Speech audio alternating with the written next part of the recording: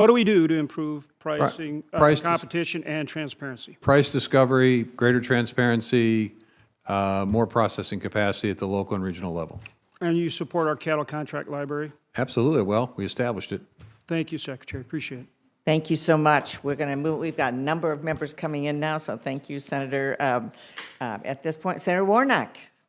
Thank you so very much, Madam Chair.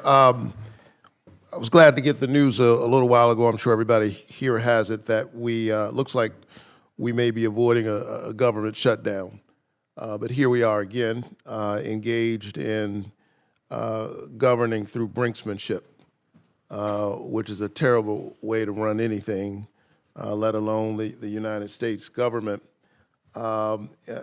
Included in the deal that was struck is ag, but obviously we'll see the text in a few days over the weekend and hopefully get these bills cleared next week. So as we think about this and the prospect of a government shutdown, if the Secretary could put into sharper focus for us and welcome Secretary Vilsack, as we think about this, I'm considering the implications of a lapse in funding that puts millions of hardworking families at risk, both those who run the small family farms that are the lifeblood of our rural economies and those who rely on vital food assistance programs. Secretary Vilsack, which consequences of a government shutdown at USDA keep you up at night as we work our way through this?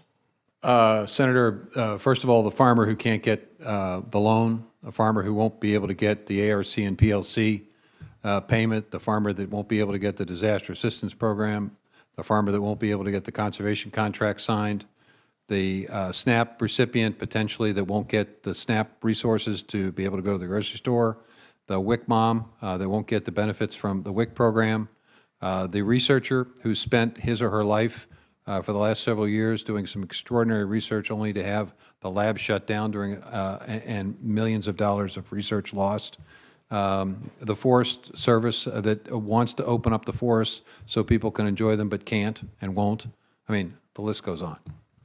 Thank you so much, and I appreciate that exhaustive list because it underscores how much is at stake beneath the games that Washington plays. Senator, if I could just say one thing Sure. about this. Just the threat of a shutdown. This is the fourth time that we've had to spend staff time planning for a shutdown. Right. And interestingly enough, depending upon the timing of the shutdown, depends on who gets characterized and in what category in terms of the workforce. It is an extraordinary waste of time. And resources. Well, it's just maddening. Yeah. Thank you so much. I'm going to change topics. You're well aware that child hunger is a serious issue in our country. Approximately 30 million students are eligible to receive free or reduced price school meals. However, over the summer months, they often don't have adequate access to meals. Hunger doesn't go on a vacation. How many students are reached by these summer lunch programs? You want to know how many of the states that have agreed? Yes. 21 million out of the 30 million or so that are eligible. There are 13 states that have yet to agree to participate in the program. That's right, and sadly, my state of Georgia is one of those states. This summer meal gap is putting our most vulnerable children at greater risk of going hungry, struggling in school, and experiencing long-term health challenges. 1.1 million children in your state. 1.1 million.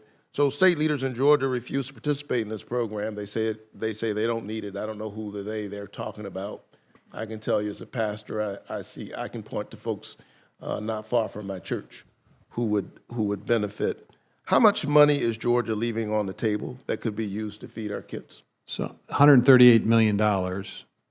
That's not, but then you have to figure out how it rolls around in the economy. So you're talking about probably close to $500 million of economic activity that's lost. Right. So $138 million, not to mention the economic impact on our state. Same thing with Medicaid expansion, a similar story. I appreciate your effort in standing up this new program. Appreciate all the hard work you all are doing over at USDA, and I hope you'll continue to encourage states like Georgia that have not opted in this year to do so next year.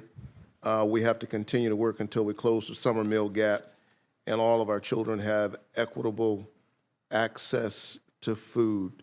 I want to change yet to another topic, sections 22006 and 22007. I'll take credit for that last number, of the Inflation Reduction Act, which I fought hard to include with Senator Booker and the chair, provided $5.3 billion for economically distressed farmers and farmers who experience historical discrimination by USDA.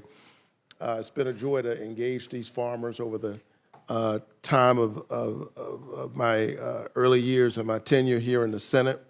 When I think about that program, it's one of the reasons why I do this work. Every now and then you get a chance to do something that is transformational. I think of Lucius Abrams, who was one of the farmers in Georgia who had all of his USDA loans forgiven. I believe you know Lucius, and you know that this means he is no longer at risk of literally losing his farm. The last time you came before the committee, I asked about your outreach plan for eligible farmers to ensure they applied for assistance.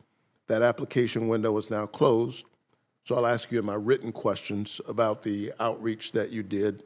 But now I'd like to talk about what happens next and when applicants might see assistance. When I talk to farmers in Georgia who have applied for this assistance, they tell me that they're trying to plan for the next planting season, and they need to know when they can expect assistance. What is your timeline for getting this financial assistance into the pockets of farmers? By last count, there are nearly 60,000 applications that have been received.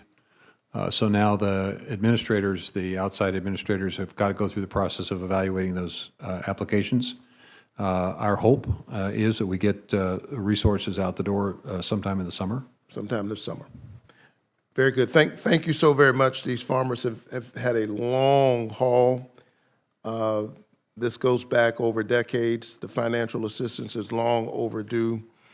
I want to continue to strongly encourage you to swiftly roll out the rest of this funding so other distressed farmers can remain on their land and have the opportunity to grow another crop. Grateful for the work that USDA has been doing on this score. There are an additional nearly 40,000 farmers that have received assistance under 22006. That's correct. Right. Thank you very much, Mr. Secretary. Thank you, Senator. Thank you very much, Senator. Senator Braun, you're back with us. I was thinking as Secretary was talking about growing climate solutions.